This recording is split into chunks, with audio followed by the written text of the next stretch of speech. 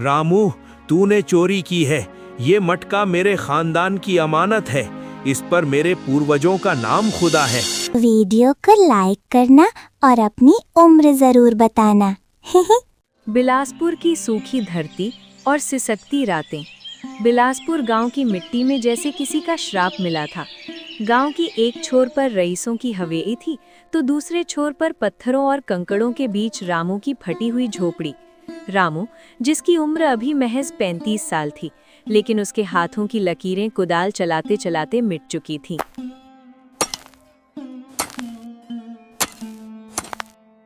उसके पास कुल जमा 2 बीघा जमीन थी, जिसे गांव वाले अभागा खेत कहते थे। उस खेत में आज तक एक घास का तिनका भी ढंग से नहीं उगा था। रामू की पत्नी पार्वती गांव की कुएं से पानी लाते समय अक्सर औरतों की बातें सुनती। देखो, रामू की तकदीर भी उस खेत जैसी ही बंजर हो गई है। पार्वती चुपचाप सिर झुकाए घर लौट आती। घर में उनका 5 साल का बेटा मुन्ना अक्सर भूख से बिलखते हुए सो जाता। एक शाम जब सूरज ढल रहा था और आसमान में धूल उड़ रही थी, रामू अपने खेत के आखिरी कोने पर कुदाल मार रहा था। उसका शरीर पसीने से नहाया हुआ था।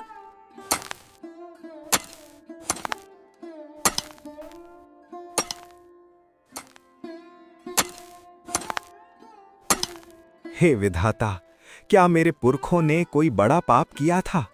मेरी संतान दाने दाने को मोहताज है।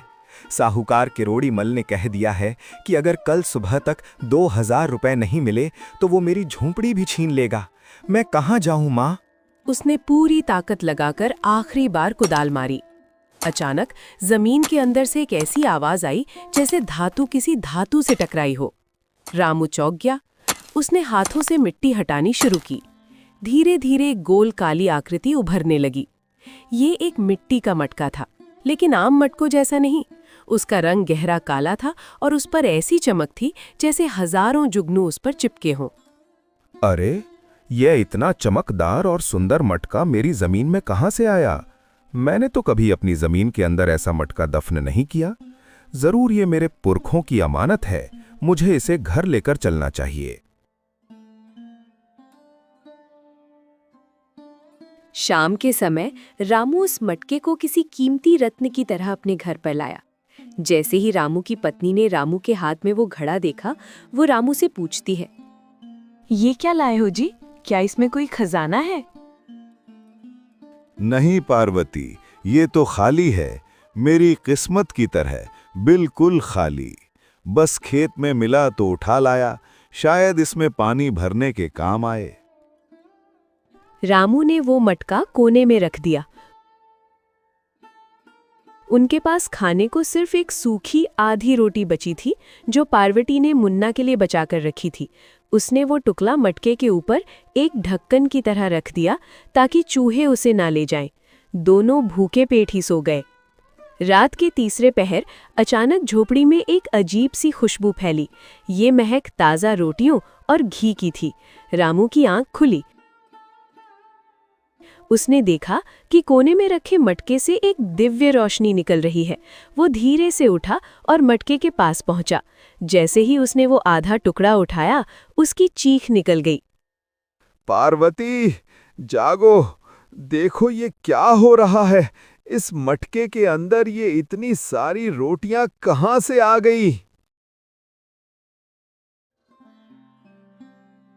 जी, मैंने तो ये रोटी इसमें नहीं डाली।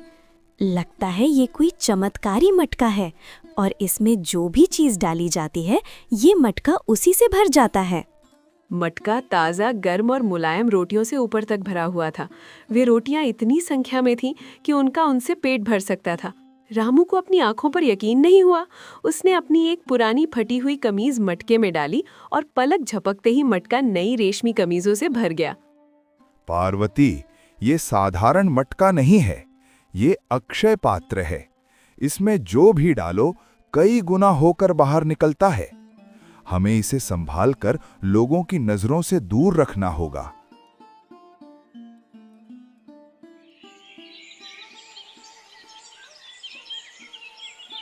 अगले कुछ महीनों में रामू के घर की काया पलट हो गई।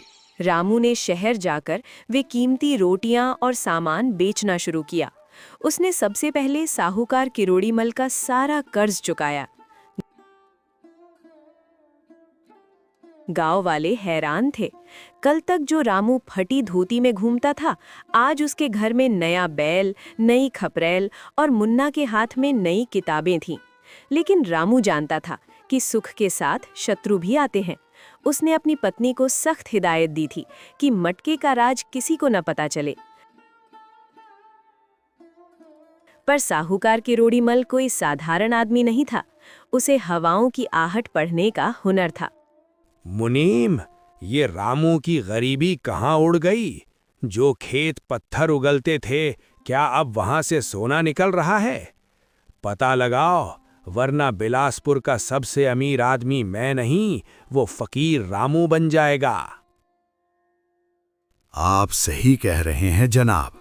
ऐसा लगता है इस रामू के हाथ में तो कोई जादुई चीज लग गई है। ये तो दिन ब दिन अमीर होता जा रहा है। किरोड़ीमल ने अपने सबसे शातिर लठैत भैरव को जासूसी पर लगाया।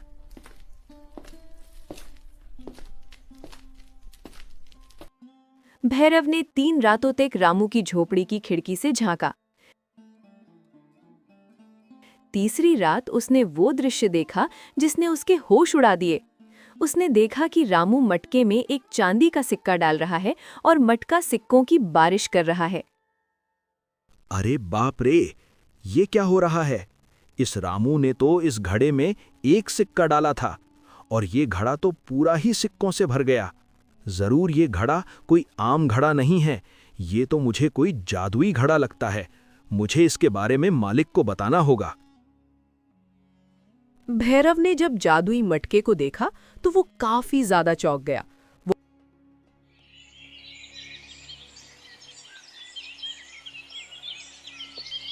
वो फटाफट साहूकार के पास गया और बोला, मालिक, गजब हो गया। रामू के पास एक जादुई मटका है।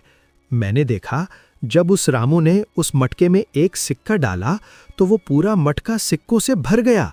रामू के पास जादुई मटका है और उसी की मदद से वो अमीर बनता जा रहा है। क्या तुम्हें पूरा यकीन है भैरव कि वो जादुई मटका ही है? तुमने अच्छे से तो देखा था ना? हाँ मालिक, मैंने अपनी आंखों से अच्छे से देखा था। रामू का वो मटका कोई आम मटका नहीं है, वो सच में एक जादुई मटका है। अगर तुम सही बोल रहे हो भैरव, तो मुझे उस जादुई घड़े को कैसे भी करके रामू के पास से लेना पड़ेगा और इसके लिए मुझे अपना चतुर दिमाग इस्तेमाल करना पड़ेगा और फिर वो घड़ा मेरा होगा। किरोड़ीमल के मन में लालच का सैलाब आ गया। उसने तुरंत पुलिस और गांव की पंचायत बुलाई। उसने एक झूठी कहानी रची कि 7 पीढ़ी पहले उसके पूर्वजों का एक पुश्तैनी पवित्र कलश चोरी हो गया था, जिसके लक्षण ठीक वैसे ही थे जैसा रामू के पास है।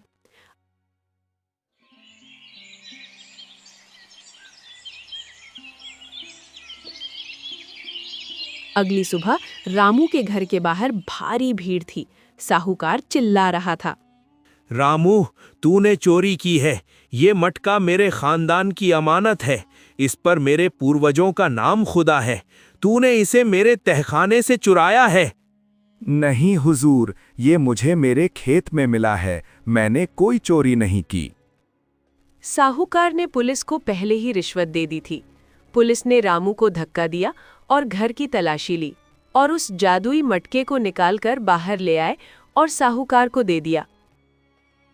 देखा, ये रहा मेरा पुश्तैनी मटका। इस रामू चोर ने इसे मेरी हवेली से ही चुराया था। रामू और पार्वती असहाय होकर रोते रहे। गांव का न्याय भी रईसों के तलवे चाटता था। किसी ने रामू की साइड नहीं ली, क्योंकि किरोड़ीमल अभी भी काफी ज्यादा अमीर था, तो सारा प्रशासन सिर्फ उसी की ही तरफदारी करने में लगा था। किरोड़ीमल मटके को अपनी तिजोरी वाले कमरे में ले गया। उसने दरवाजा अंदर से बंद कर लिया। उसका दिल तेजी से धड़क रहा था। उसने एक सोने की भारी मोहर निकाली और मटके में डाल दी। धन। सिक्का मटके की तली से टकराया और पल भर में मटका सोने की मोहरों से भर गया। साहूकार खुशी से पागल होकर चिल्लाने लगा। उसने अपना सिर मटके के अंदर झांक कर देखा। उसे लगा कि मटके की गहराई में और भी खजाना छुपा है। उत्साह और लालच में वो मटके के मुंह पर चढ़ गया। अचानक उसका पैर फिसला और वो सीधे मटके के अंदर जा गिरा। मटका बहुत बड़ा नहीं था, पर उसका जादू बहुत गहरा था। अचानक हवेली में एक धमाका हुआ। मटके से एक किरोड़ीमल बाहर निकला, फिर दूसरा, फिर तीसरा। देखते ही देखते कमरे में कई साहूकार खड़े हो गए। सबका चेहरा एक जैसा, सबकी तोंद एक जैसी और सबका लालच भी एक जैसा। मैं असली किरोड़ीमल हूं, तुम सब बाहर निकलो। झूठ, मैं हूं असली मालिक, ये सारा सोना मेरा है। सभी के सभी साहूकार एक दूसरे पर टूट पड़े। वे एक दूसरे के बाल नोचने लगे, कपड़े फाड़ने लगे। हवेली में ऐसा शोर मचा जैसे हजारों भेड़िए आपस में लड़ रहे हों। गांव वाले बाहर खड़े होकर हैरान थे। तभी खिड़की से मटका नीचे गिरा और पत्थर से टकराकर चकनाचूर हो गया। जैसे ही मटका टूटा, जादू खत्म हो गया और सारे साहूकार धुएं की तरह गायब हो गए। कमरे के बीचों बीच सिर्फ असली किरोड़ीमल बचा, जो बुरी तरह जख्मी था और उसके सारे कपड़े फट चुके थे। उसकी सारी संपत्ति उस लड़ाई में बर्बाद हो गई थी। रामू अपनी सादगी और बची हुई मेहनत की कमाई के साथ खुश था। उसे दुख था कि मटका टूट गया, पर उसे सुकून था कि लालच का अंत हो गया। आज भी बिलासपुर के लोग कहते हैं कि मेहनत का घड़ा देर से भरता है, पर वो कभी टूटता नहीं, जबकि लालच का मटका चाहे कितना भी भर जाए, वो एक दिन बिखर ही जाता है।